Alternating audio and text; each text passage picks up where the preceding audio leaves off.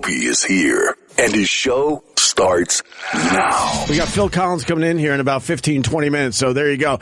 Genesis, Turn It On Again starts this fine radio show. He'll be on the air this afternoon. You get it? Yeah, we get it. Thank you, Dennis. Could you leave? Want me out? Yeah, well, we want you out. All right.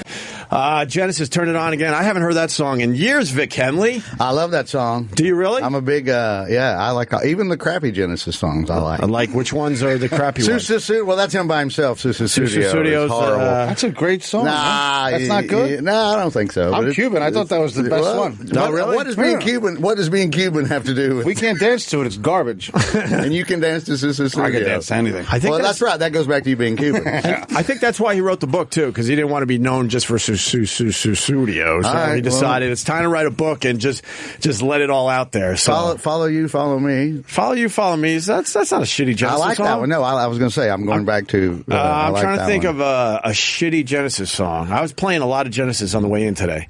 Mama. Oh. That's not a shitty one, No, is it? that's a good song. Yeah, that's a good one. We Can't Dance. That's questionable. That's on the fence. That's a little I'm on the fence on that one. Right. What's the one with the Reagan? Reagan, he was like a big those Land of animated- Confusion. Oh, that was my favorite. Well, when I that was a kid.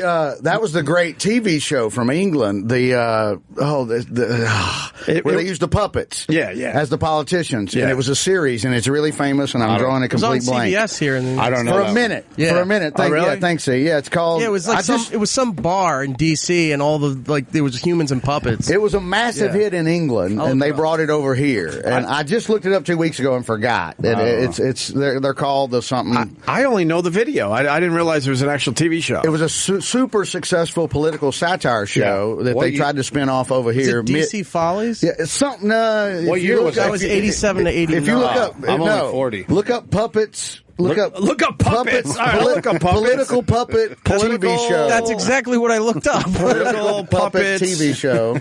By the way, it's I Can't Dance. I was going to say. I got to correct myself before they start screaming at me on Twitter. Political Spitting puppet image show. Spitting image. You got it? Spitting image.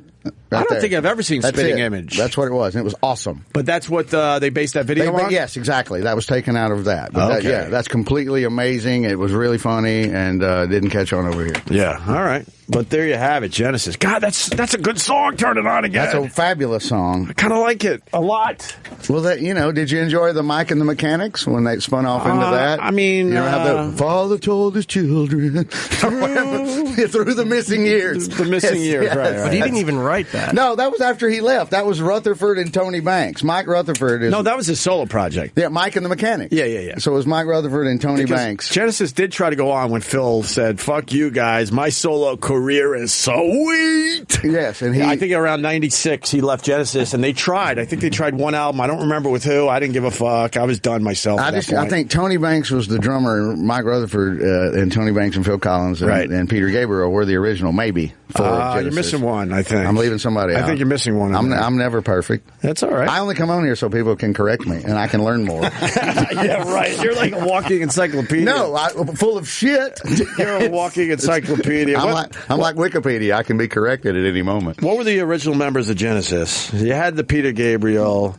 You had Phil was on the drums. Mike Rutherford, Tony Banks. Tony Banks on keyboard. He sang his first song for Genesis on what album? Vic Henley. Ooh, I don't know. I got nothing on that one. Jesus. It was a song called More Fool Me off Selling England by the Pound. There you go. Look at you. See? I was into Genesis. I don't care. I was into Genesis. I like it a lot.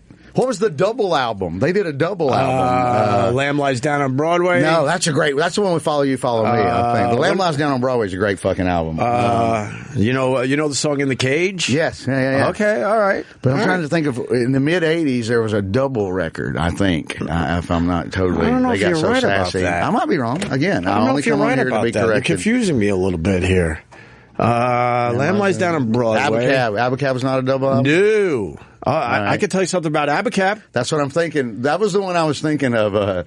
That sounds a lot like Turn It On Again. Abacab sounds a lot like Turn It On Again. Well, speaking of Turn It On Again and Abacab, that was the song I lost my virginity to. No! Thank you very much. No! Abacab. Really? Yes. Wow. To a girl that had a birth defect. That's how you do it. That's how you do it. That's how you do it. And look, I know Abacab is 6 minutes and 58 seconds. I can tell you that much. But it was old school record players where you could get the song to play again. That's mine, right? All right, right. so I lasted. Well, 3 times, 3 songs. You know what? I want to say I lasted, but I don't think I lasted to the end of the song if it was my first time. I know you didn't. Impossible. I think that's impossible. What about you? Do you know yours, Cuban Man? The first your virginity record? I paid for it. That's the song. Oh, you mean the song? I paid for it. Yeah. Was that the song? What band is that? I don't know. I paid for it. This band called Material Issue. Ooh. Valerie, the name of the song was. I was at some fucking weirdo Nirvana dude's house. Okay. Not Steve Winwood's. I was going to say Valerie. No. It's a great song, Material Issue. Good band, one song. All right, I like it. All right. Mine's Earth, Wind, and Fire. She was a Love is Gone. fucking After the whore. Loving's gone. After Love is Gone, Earth, Wind, and Fire. That might be the best one. That was, same thing. We used to just stack all the soul records where they would just play one after another and hope you made it to the end. Yeah, I lost my virginity to a girl that had a birth defect. I mean, from like when you look at her, like I'm looking at you, she was beautiful. Everything was all right. But then, then when I went for the doggy, there was a dark tail of hair that went from her neck all the way down to her butthole. Really? Right in the middle, almost like it was a horse. Like a Rhodesian Ridgeback. I don't know what the fuck it was. It was dark and prominent. That's not a defect. I got 30 stories like that with fucking girls. A line all the way down? Caribbean. It's like a hyena farm down there. I thought there was something wrong with her, like she had a fake leg or something. We talked about this on the air for years, me and Anthony. That's nothing. You just described half of Cuba. It's not hair all over the back. It was just one line of hair from the back of her neck all the way down We used to call them gators. To her butt. Hyena farm. That freaked me out a little bit. I'm not going to lie to you. It was a little nerve-wracking. Well, a little nerve-wracking. That's not. I thought it was some real But her problem. eyes were beautiful. I was going to say, at least there wasn't the crying game situation going on. That could have been super nerve-wracking. Go to the Caribbean. It's a hyena farm. You think it would have been super... crying game would have been more than anything awful. Didn't Phil Collins blow Opie off? Well, no, it just wasn't that nice when I got a picture with him a few years back here at Sirius XM. I was so excited to meet him because Genesis was one of those bands I was really into for a while, and then he was here, and I'm like, Phil Collins is here, holy shit! And I wasn't like Jimmy, where Jimmy has to get celebrity pictures, but every once in a while I'll go for it, and that was one I wanted badly. Went into the green room, and I was fanboy, pretty much saying how much I loved Genesis growing up. He didn't give a fuck. And just wanted the picture taken, and I was kind of bummed. I know. I didn't expect some over the top thing, but maybe a slight smile or. When you're fanboy, though, I've ruined it. I've only been fanboy once or twice, and I have totally gushed and ruined it, and felt just like stare at the floor, turn and walk away. With who? Chicago was the first time I was at a corporate gig with them, and they had one big van to drive us all back to the hotel, and I was the first person in the van. And as soon as they all started piling in the van, they're all looking at me like, "Who the fuck is this guy?" And they did not see me open. They didn't know that I'd been semi-funny in front of about 5,500 people at the Fox Theater in Atlanta, or 3,500 something. And they just literally, I was the dork that like, what's this dude doing in our van? Right. And then I didn't even let him get settled in. I'm like, you guys fucking crushed you. I mean, I just fucking jizzed all over myself. I tried to do the musician thing. I'm like, you guys were tight. And they fucking, I just immediately just cried all the next 20 minutes back to the hotel. I'm just like, I would have turned it on them and said, you don't know who the fuck I am? I'm the trombone player. I totally fucking did. Robert Lamb, the keyboard player, was sitting. He's the guy that sings Saturday in the Park. And so after 15 minutes of just awkward, you can just hear him mumbling in the back. Still, who the fuck is this guy? And he just reaches up and he's like, I heard you did really well. The agent actually did say you did really well. I know who you are. We didn't see it, but fuck these guys. They're just giving you shit. That was nice. Yeah, no, he was really sweet. And then when we went in the hotel, we were getting on the elevator together, and they were, I were just kind of busting your balls. You want to come up to the suite? Oh, good. And I was so fucking embarrassed. I'm like, no, I'm just going to go to my room. You just said, no, and I really? didn't do it. Even though they offered and came back nice, I would've went. I I went to my room and went, "You fucking idiot," and berated myself for the next 20 years. I don't know if I've ever seen Chicago. I'm trying to remember. They're still good to this day. I feel like I did in Rochester. They're still good to this day. At the Finger Lakes Performing Arts Center. There you go. Fine. I think. I feel like I saw. The Walter guy, Walter still does all their charge for them. The horn guy, he's the one original, or one of the few. There's 2 or 3 of them that are still there. And yeah, he still does all the charts and arranges everything. And they, it's still Chicago. I was in the balcony and all by myself at this gig, and the whole staff, which is all black people in Atlanta at the Fox. And they come, really? Yeah, and they come, and they come, surprise. But they all come, they're all smoking weed. They're all up in the back. Shut up. They're all smoking, they're taking a break and they're all smoking weed. Up. No, and I'm the one, fucking hillbilly idiot sitting there, and I went over to him and started, hitting off the joint with him, and I'm like, I literally, like, if I wasn't stupid enough earlier, I went, black people like Chicago? Did you start Ebonics talking? And they all went, black people love Chicago. Of course they love Chicago. No, and I'm like, wow, I learned something new. With the horns? Yes, that's what they all said. Every single one of them said. Blacks like horns, right? Normally, they put a horn section in something. I like that. I think the blacks like the horns. Blacks like the horns. Now you sound like Ross Perot in 1992. You people love horns. People like the horns. You people love the horns. Well, congratulations on Cleveland, man. I know that's sort of like big win. One of your homes. I got it. I'm pulling for them. Although I still can't go. And even my girl who lives there is still, if the Cubs win, fine. Right. But it's such a great story. It's a great goddamn Either way, story. It's going to be pretty cool. Very for the country. I almost wore my Windians shirt today. Windians? The dude that made my Super Cleveland shirt that I always wear in here, he's got a new one, GV Art in Cleveland. Yeah. They're selling out of shit right and left. And he makes a new one after every victory. So one a week they're coming out. You can't get in the store. No kidding. You cannot get in the store. Everything's sold out. And he brought me a Windian one. And he's a friend of yours? He goes to, his kids go to school with, my children. Gotcha. Who are not my children. They're sort of your children. Oh, you got that going on too? I do have that going on. I'm in that program. Wait, you're in that program? Those kids, I bought the farm with the chickens on it.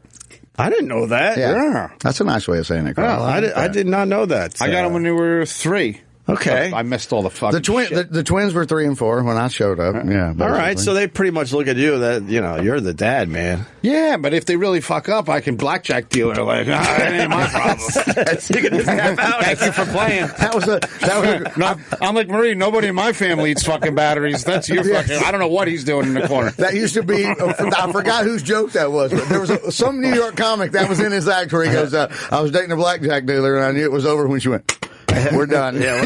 She did the clap the table. Like I went to kid's soccer game and he's on the wrong field. I'm like, Marie, what the fuck? Yeah, that's your problem. That was my kid. He was 9 goals already. Isn't that the truth? But Cleveland won last night. I watched the little World Series. The Cavaliers beat the shit out of the Knicks. That's what I'm saying about 30 Cleveland. Points too, fucking. I tweeted. What did I tweet? I said, "Meet the new Knicks, same as the old fucking Knicks." Went with the who? Same as the old boss, right? I went with the same as the old Nothing boss wrong with bullshit that. with the Knicks. Yep. I mean, come on. I know Cleveland is a great team. I get it. They're home. They're getting their rings.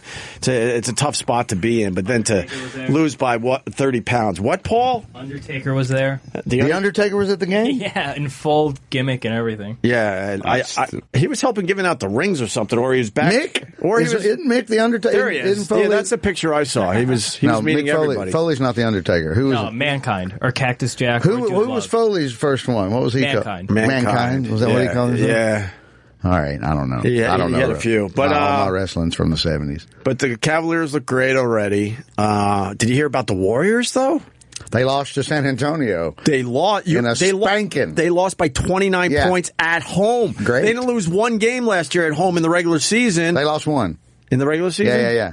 Okay. They did because I was going for the undefeated at home thing. San Antonio had they lost late in the season, right? Yeah, they both did. They both had They were both playing late in the season, and I think they were both trying for the undefeated. So they lost their first home game by 29 points. Good. And everyone's looking at the Warriors like they would run the table or come close. 40-1 is the best anybody's ever done. The Cavs have done 39-2, but nobody's gone 41-0 at home. I'm pretty sure. All right, because I was hoping for it last year. Was it late in the year? It was. remember. because late in the year, both of those were still in play. You had a chance for them to go 73-9 and set the all-time record, and then you had the Spurs that were still unbeaten at home. But and both those, they did get the 73-9, but nobody got the 41-0 yet. How do you know all that shit, Vic? It's a fucking bookie. It's well, I did run a book. How do you think I pay? How do you think I pay for my college? My buddy and I made $19,000 in 10 weeks our senior year. No shit. Yeah, exactly. In high school or college? No, college. I had a full-on. I had to go to bookie school. I went to a man's house.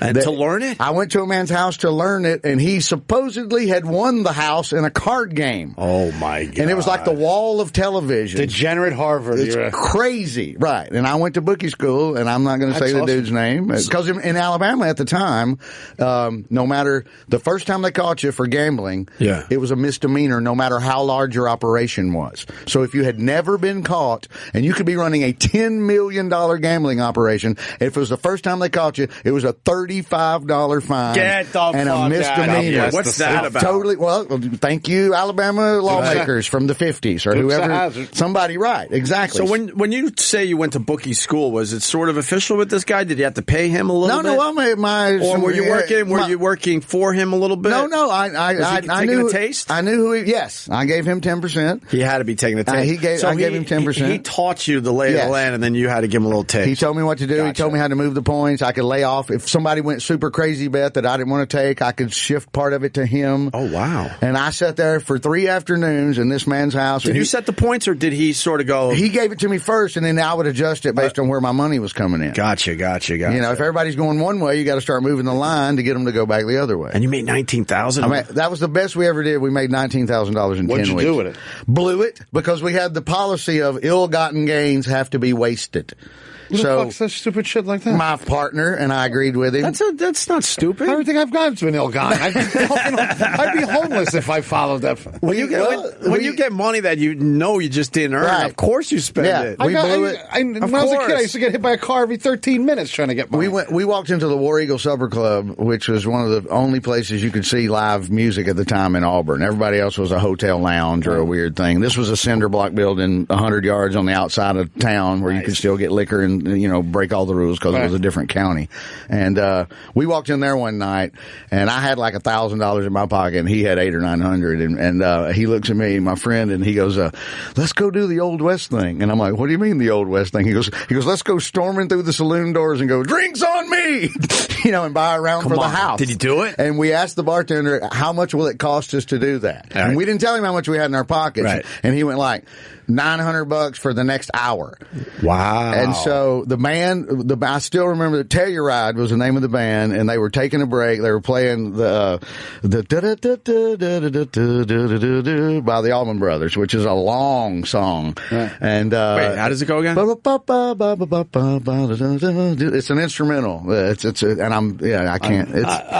Anyway, it's fuck. So anyway, the band finished. Jessica, that's it. And so we go walking on stage, and they're taking a break, and the manager of the bar walked me and my buddy on stage and rang a bell that they would ring if you gave a big tip. And he was like, he pointed at both of us and said, "These two idiots have just bought liquor for everybody for the next hour." Beautiful. And we walked through the bar, and then when that hour went up, my other buddy goes, "I still got $600 in my pocket." And so we went over to him. The dude's name was Mad Dog. We're like, "Mad Dog, how much for another hour?" And we don't have another $900. He goes, "How much you got?" And he goes, $600. He goes, "Give it to me." He rang the bell again. Another hour. Here we Did go. you get girls from it? Or For the next semester. Jeff in Mississippi wants in badly. Let's say, what's up to Jeff?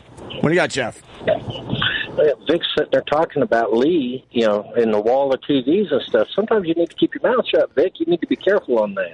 I'm Lee. I didn't say anybody's name, and his name wasn't Lee. You did say Lee. Well, I'm said wrong. I'm just trying to think this guy's my buddy that was in the cricket business with him, his name is David Dollahite, and I can say his name. I will totally say his name. Dollahite. Why would you say his name? Because he was in it with me, and he won't care. He won't care one bit that I'm throwing him under. Dollahite, we had so much money. There We had so much money, and we're blowing so much money around town.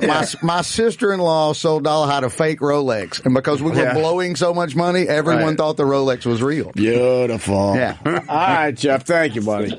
We're gonna have Phil Collins in here, hopefully in a few minutes. How are you, Mad Cuban? I'm good, man. Yeah, you still a TV star? Yeah, I just came back from San Francisco. I did a bunch of TV. Yeah. For the Food Network? Yeah, that grocery games thing. I don't watch it. Me either. Guy that you can't say his name right. Guy Fieri. No, you got to say Fieri or whatever the fuck. How do you say it these days? I'll take his side every time, Vic. He pays the bills. I know he does. I'll fucking knock you out if I have to. But I mean, come on. It's I understand. It's business. It's Tony Dorsett. Tony Dorsett. It's all of a sudden it's switched. I'm not disagreeing with you, Vic. I'm just telling you what's going to happen. And why doesn't he do the show anymore, Carl? What's his problem? I don't know. I don't think he has one. All right, let's make sure he doesn't have a problem. I'll make sure.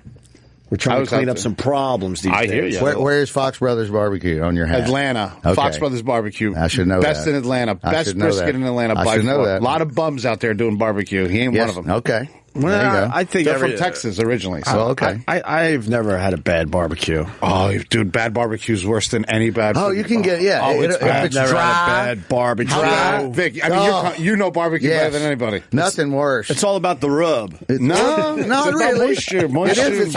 It's about the moisture. It's got to be. I'm with him. And how do you keep the moisture up? You gotta know what you're doing. Slow around with the clip. The bird is the easiest thing to mess up. I heard you. It was a little hacky. Okay. It was a little hacky. It was a little hacky. It's all right. I'll still give it to you. I was hoping no one heard that one. I'll still give it to you. and tickle the butthole a little bit. Just a little bit, though. Just slight. Oh, my God, Slight. yes. Boy, could that go wrong fast. Well, any of the southern, the greens can go wrong. The barbecue can go wrong. The chicken can go especially wrong if you're not. If you're Chicken's a pain in the ass. It'll all dry out on you. Oh my God! I mean, if you got the moist chicken, nothing's better. Yeah. The best chicken barbecue I ever had is this guy named Sam Jones in North Carolina. Right. Yeah. Best brisket I ever had. Myself. Phil Collins. Holy shit. Uh-oh. He's talking about barbecue, and we got Phil Collins walking in. I don't know if Phil Collins is going to join us on the barbecue conversation. I was told to go. I didn't mean to No, please come in. Come in. Please come in. He was boring the hell out of us with his barbecue talk. Me too, and my gambling. How are you, Mr. Collins? How are you, sir? Nice to meet you. My pleasure. You look good. I'm Opie. That's Vic Henley, and that's Carl. And Opie and Vic Henley.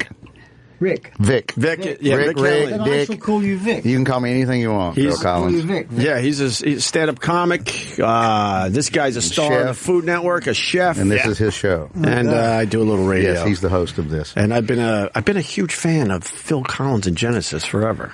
We started. It's a very brave thing to admit. I said that to him. I did say that to him. Why is that? It got me through some good times, some bad times. I said it earlier to start the show. I will always love you because I lost my virginity to Abacab. How about that? I bet you've never heard that before. No, I haven't. It's a 10-minute version on the song. Well, so that's pretty impressive. Need that one. Well, you lost your virginity to a 10-minute song. That shows staying power, man. I don't think I made it to the end of the song, sir. Oh, okay, I don't think I made it to the end of the song. We did a faded out version. Right. Maybe that's it. How? Congratulations! The Jimmy Fallon last night. It was great in the air tonight. I didn't see it, but you didn't see it. It came across great, man. How did it feel? It felt great, I mean, he's very funny, and it was when someone says you're fantastic, I mean, you really can't not enjoy that, can you? I agree. That keeps me coming in here. It was great fun, and the band. I had a couple of my guys there, but the band fantastic, right? And Questlove was on the drums, and when he did the fill, the place went nuts. Yeah. The famous, Phil Collins fill. Yeah, sure, of course. Yeah. Well, he was, there was had the edge. He was because he said to me that he'd kind of been a fan for a long time, and drummers, we're a fraternity. Right.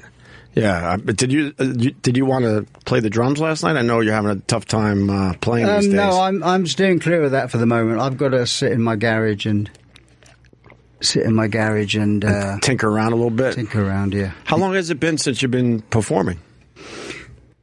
Well, depends. I mean, I did the US Open. Right. So that's not long ago. That was just 2 songs. That's Money for Old Rope, really. But the golf or the tennis? You're talking about the tennis. Yeah. Okay. Yeah, the tennis. I forgot he did 2 songs to open up the whole tournament. Sweet. And then the 3 shows this year for charity. You know, I've got a foundation with my 3rd wife, who I'm back with. I heard. Congratulations. Nice. Lovely. Did she give any of the money back? No, do you know? Sorry. Holy shit. I didn't see that coming. Me either. I'm out of breath. I apologize. I want to go home. I was going to do an English TV show, and I didn't do the show for some different reason. But this guy, he's very, very camp, you know, and I knew the first question he was going to ask. Who is it? Graham Norton. Oh, yeah, Graham Norton. We love Graham Norton. And I knew he was going to say, well, did you get the money back? No. I thought that was an original. No, you're the only person that's ever, because I didn't do the show with him. Okay. But you're the only person that's mentioned it. But, Okay. No, she didn't. No, she didn't. No, of course not. We get the answer, though. No, I asked because that was one of the biggest settlements. Oh, really? Oh. Yeah, I beat McCartney. That was where I was going. That is exactly what I was about to ask you. Wow. Can I say the number? I don't want to insult you. I heard it was close to 50. Son of a bitch. It was 50 mil. that's 50 million Swiss francs. Ooh. That's even more. Ooh, yes. No, which is Similar. About 26 million quid. Wow. So double. All right. I didn't do mine. She had a very good lawyer. She did. You know, I mean, he was known as the Shark. Yeah. The Shark. I got to ask you about In the Air Tonight. Was that going to be a Genesis song? I've heard over the years that there's been rumors that you had that song, but you didn't want to give it to the band at the time because you were sort of thinking that you want to maybe start a solo thing. No, I mean, at that point, a solo album was not on the cards. I had spent about a year, just because the other guys in the band had been doing their own first solo albums. I've just been writing, and I'd come up with, 14, 15 songs. Well, they were doodles that became songs. I recorded them at home on my little studio. And then we had one day, the band moved into my house, because there was just me there. And we started rehearsing, and then we had a day when we played each other some stuff that we'd written. A couple of songs that Tony had left over from his album, Mike the same, me. I didn't know there was going to be an outlet for my stuff, because I didn't know I was going to make an album.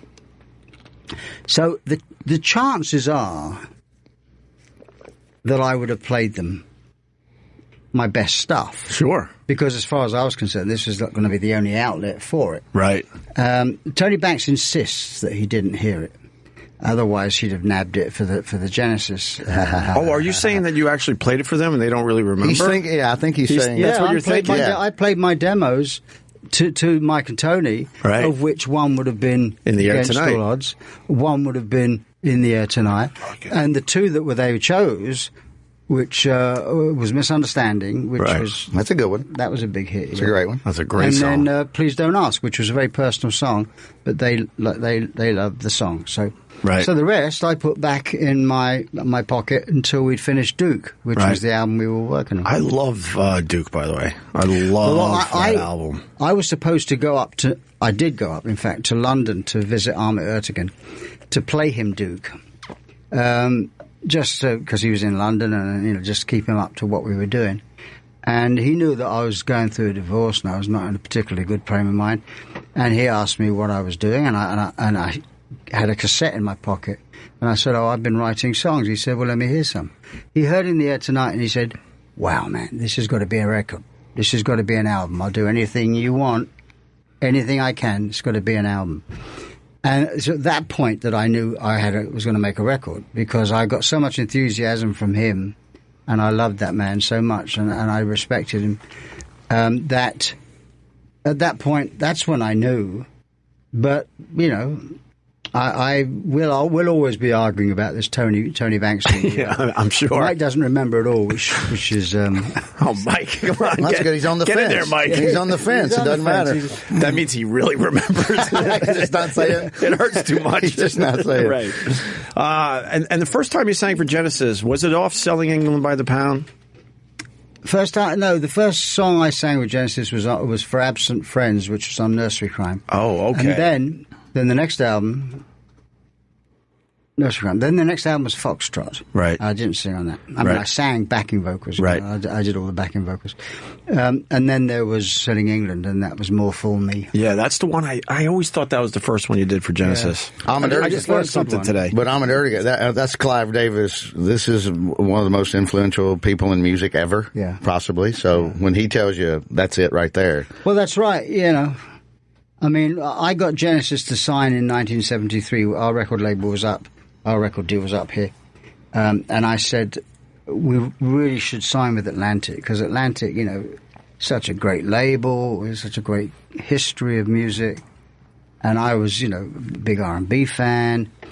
And so Genesis signed to Atlantic, and, Ahmet became a great, great friend. I think, he saw that I was just playing drums then, But we became great pals because I was a jazz fan, and he knew I was an R&B fan. So we kind of had lots of mutual ground, and I loved him all the way down to the last. Yeah, the Rubaiyat is a double CD. They did a 40th anniversary of Atlantic Records, and they had a big concert, I think, at Madison Square Garden or somewhere. Yeah, and everybody came and played. Well, the 40th anniversry of Atlantic, I played that. You were on that. I didn't know. See, again, I opened the show, which was just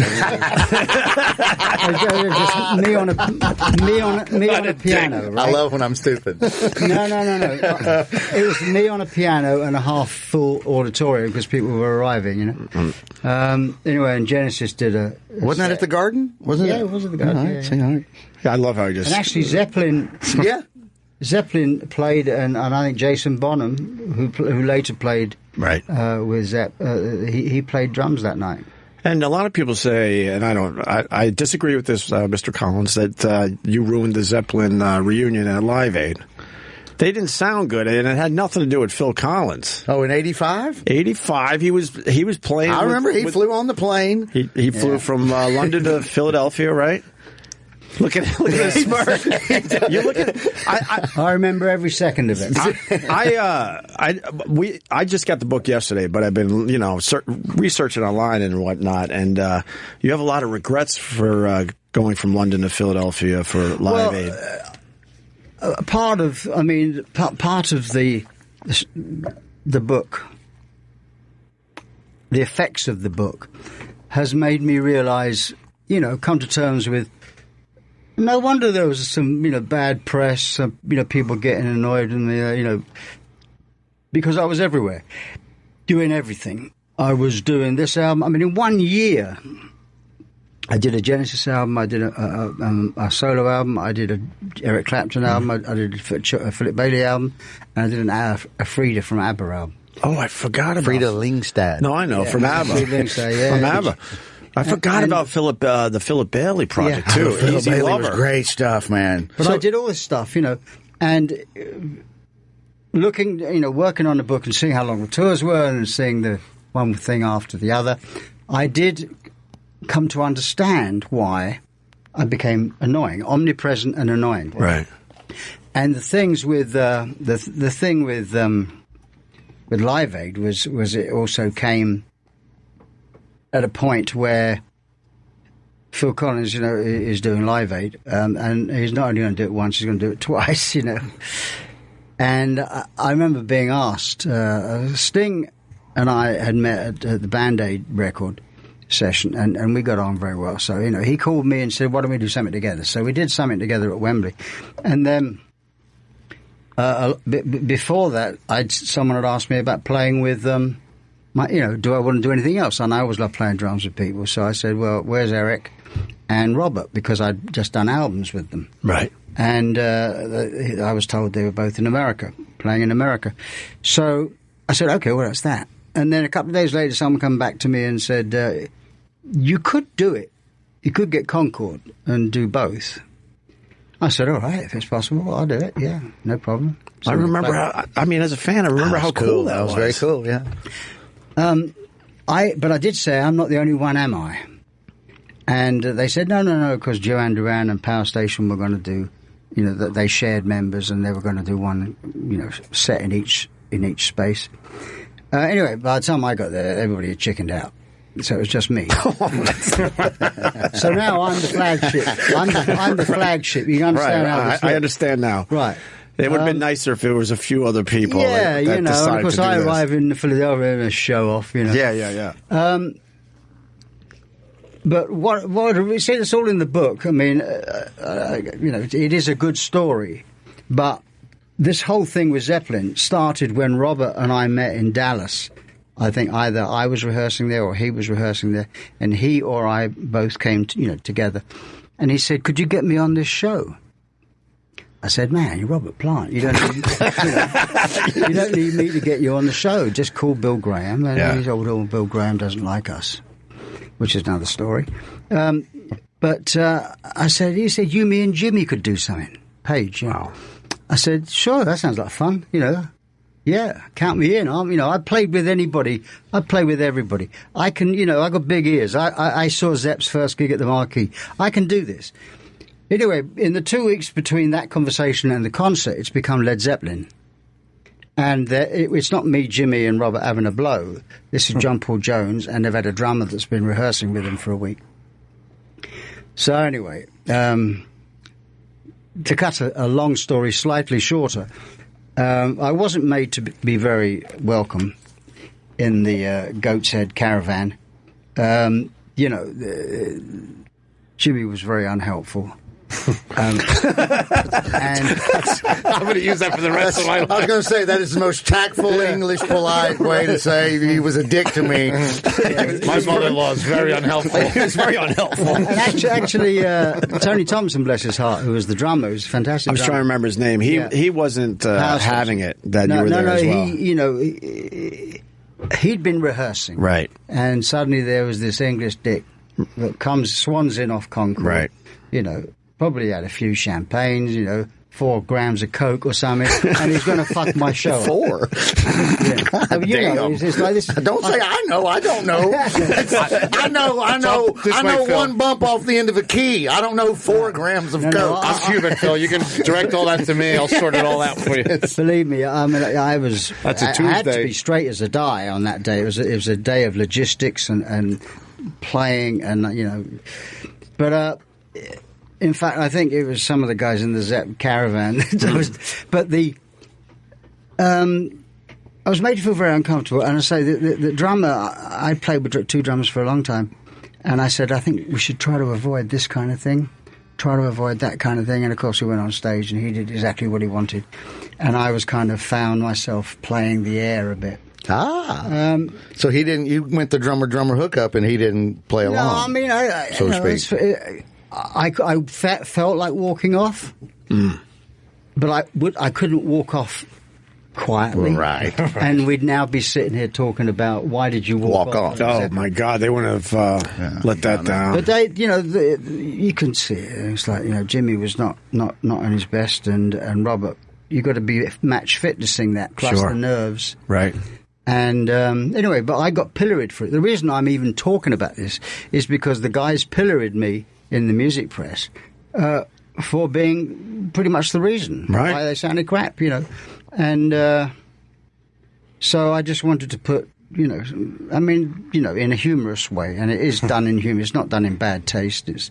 I just wanted to put the record straight with that. Yeah, the book, I mean, what I've read online, here and there, excerpts, it's going to be a great read. Phil Collins not dead yet. The memoir is out now, so...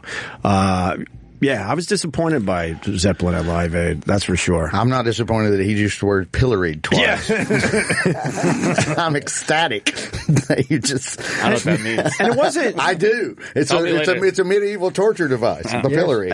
And it wasn't your fault. I mean, you were... I guess technically they call it being overexposed, but it wasn't like you were forcing the issue with all these people. Everybody wanted to do something with Phil Collins. Well, right. If Clapton calls you and says, come produce my record... How do you say no? How do you say no to all Exactly. This was the thing. thing, you know. These are calls. If you say no, they never call you back. I mean, Eric was a country neighbour friend. You know, we were great friends, and we were actually drinking pals before he knew I was a musician. But okay, how'd that happen? Back that up for a second. Yeah. He didn't get out very much. But when you were asked to do it, I just said yes because it was great fun to do. Yeah. But it was overexposure, and I have to say, I can understand it. If every time you turn on the radio, you're going to hear One More Night or Against All Odds or Susudio or You Can't Love Everything. Oh, for fuck's sake, leave it out, you know. Yeah. And but I actually, since coming out here and talking about this, you know, I have to say that I only wrote Susudio once. You know, and I recorded it once. Mm. I didn't record it 100,000 times, and I recorded it once. Right. And then people played it on the radio. Yeah. I like the song. Yeah, it's not that. I love the song, but if you magnify that, yeah, my favorite. Is it your favorite? Come on. I'm Cuban. I'm Cuban. It's the best. No, but he just said, "Oh, come on!" I got yelled at by Phil Collins. Exactly. For liking Susudio. I really like Susudio. I don't dislike it. I just, you know, and then if I didn't hear it again, it wouldn't bother me. You know? Well, but then American Psycho made that song just amazing. Yeah. Did you? Was it you that? Is the Clapton with Tina Turner tearing us apart? Was that? Yeah. Is that you? Was that on another record? That was on an album. I produced 2 albums for Eric. One was Behind the Sun, and the other one was August. That's on there. That's a great track. I always wondered if it was Clapton that reached out to Tina, or did she reach out, or as the producer, did you reach out? No, I think we thought. I think probably. There might have been a Prince's Trust gig where we'd all come together and right, you know. But I tell you something that's terrifying. Yeah, is when you're a producer and obviously, you know, I'm a huge fan. I mean, I remember standing at the bus stop when I was 14. Huge fan. I was standing at the bus stop when I was 14, 15, listening to Cream play at a club by the bus stop. And then 25, 30 years later, I'm producing an album for him. You know, he's become one of my best friends. Right. And so he and Tina Turner did this vocal live, you know, in the studio together at the same time. And I knew when the track was going to be, you know, I knew when we were reaching the end of the column, what would be the fade. And I thought, what am I going to say? What am I going to say? So the tape stopped, and you know, they both looked at me in the control room, and I said, "That was great. That was very great, very great." Right. I mean, it's just an awful sort of. It's very great. Yeah. I just went bright red. Right. They're saying you got to go already. We were just getting started, but the book, Not Dead Yet. You're letting it all out there, talking about your divorce, the fact that you became an alcoholic at 55 years old. After you were just found yourself at home not doing much of anything, so you started drinking a lot and just watching sports on TV. Yeah. How's that going? You better? Oh yeah. I think he has a wine every now and then. Do you have a wine every now and then? A couple glasses of wine. You know, I mean, I didn't touch a drink for 3 years, and I moved into our new house a year ago. And it was the first Christmas, actually, a year ago. And I said to Tori, I said, you know what, I'm going to have a drink. I'm going to have a glass of champagne, celebrate. And I can have a couple of, you know, we haven't got time to discuss it, but I mean, I don't actually consider myself to have been an alcoholic. I had too much time on my hands because my family were living in Miami and I was living in Switzerland, and I'd retired, and I just got on a roll. Eventually, I started to kill myself. And so I can have a couple of glasses of wine, 2 or 3 glasses of wine, go to bed, you know, no problem, stop drinking. Some days I don't drink at all. Yeah. I guess I asked that because it was to a point where they were basically, you know, talking about if your papers were in order. You were in ICU in a hospital, and it wasn't looking good. He's got to go. All right, they're freaking out. Phil, I mean, I'm a huge fan. I could talk to you for another hour. Yeah, I can't wait to actually officially read the book, even though I've gone through a lot of it just online. Phil Collins not dead yet. All right. Anything else? You're going on tour a little bit? Yeah, a few I'm more doing dates? some shows next year in Europe. Just 3 weeks of shows, and then we'll see. My son's going to be playing with me. He's 15. What does he play? He plays drums. Oh, sweet. Yeah. I saw some. He's really good. I saw him online. Cool. He knows what he's doing. I would hope. Of course. I mean, yeah. Well, he sure. wouldn't be doing it if he didn't. Right. I mean, I would, I'm not sort of. And you're good with the other whatever kids? Huh? All the other kids, everyone's good? Yeah, everyone's great. Yeah. All right, good. All right, we'll take a quick break. Let's get Phil Collins out of here. Thank you. I hate to see it. Thank you, guys. This was No, such nice a to treat. meet you, man. Yeah. Perfect. No, good job.